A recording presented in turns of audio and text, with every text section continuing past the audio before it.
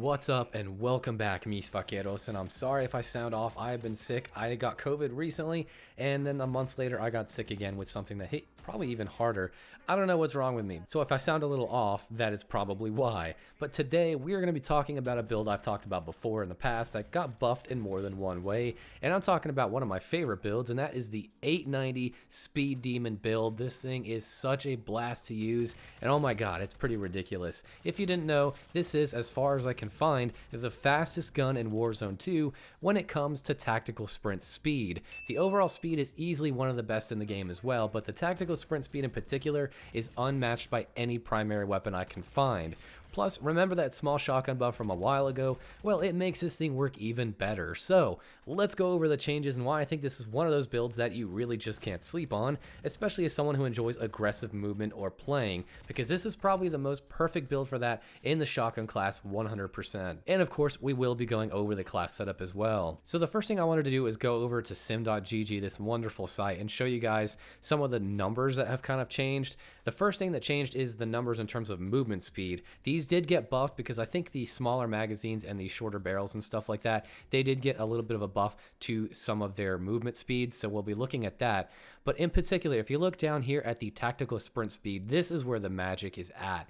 This 8.2 meters a second is unmatched from what I can tell. If you look at the Fennec 45 and its fastest build I could get to, it's 8.01 for that tac sprint. The Vel 46 comes close at about 8.17. Now, it is important to note, if you look down here at the movement speeds, you're going to have some speeds that are a little bit better on different guns by only a little bit. Like, for example, if you take a look here, let's see, the Bryson 890's orange.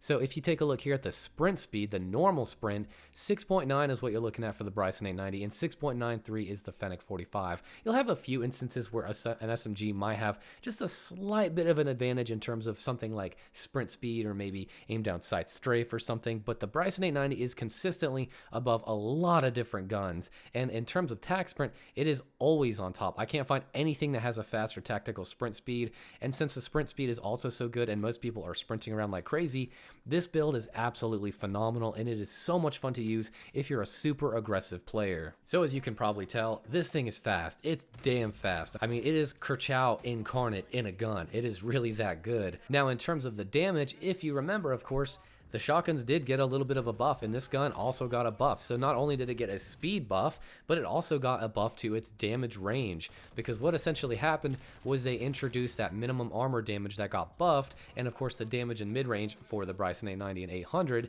which means this gun can two-shot out to about that 13.6 meter drop-off, which is pretty phenomenal. And to give you guys perspective who may not know this, these new two-shot ranges we have on these shotguns, like the Bryson 890 and 800, even the Lockwood 300, these are the best we've ever seen for buckshot shotguns in Warzone 1 or 2.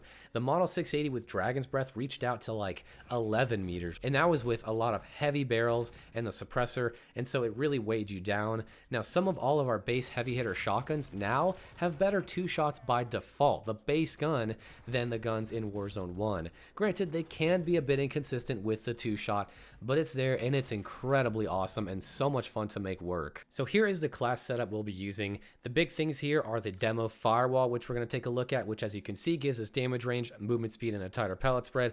Great shotgun barrel to use because you don't really often get movement speed plus damage range, so that's really unique in that regard.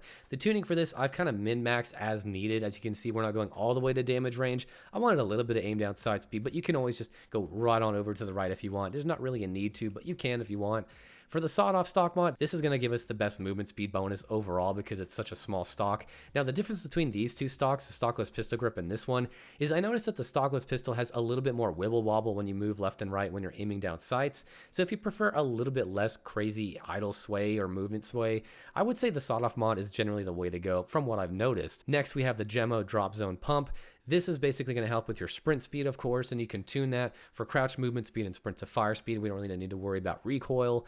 Then we have the 5 shell mag. This is another great attachment to use because it gives us a lot of movement speed and a great sprint of fire speed bonus. And the only downside is it's 5 shells, but really you can make it kind of work because if you have fast hands especially, you can reload a lot quicker than you think, and it's a magazine, so it's really handy in that regard for trios and quads and things like that. Then last, I have the Bryson choke. This is a tried and true attachment, best pellet spread condensing attachment we have for shotguns, but you can actually tune it to give you a little bit more damage range, and as you can see, I have it at 0.01. That's really where the min-max seem to be the best in terms of not losing much aim down sight speed, but you can go all the way to the right if you want.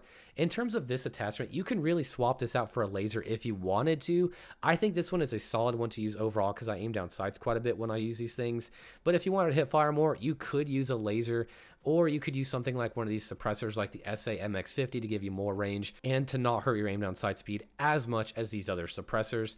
And so the choice is kind of up to you, but I recommend the Bryson choke. For my overall thoughts on this build, this is an amazing build to use. Like I said, if you're a very aggressive player or like to use shotguns and you want to be really, really fast, this is one of the fastest. This is easily a top 3 contender for one of just the quickest guns in the game, I feel like. It's just ridiculously fast, and it's so good for aggressive playing. The only thing to keep in mind is, again, you only have 5 shells. That can be kind of an issue if you're playing something like quads, because since a lot of people tend to kind of hold hands in that game mode and play together as a team, you'll get instances where you need to reload like immediately. So it can be good to have that 5 shell mag with how quick it reloads, but just keep in mind it's only 5 rounds, so just be careful and be mindful of that.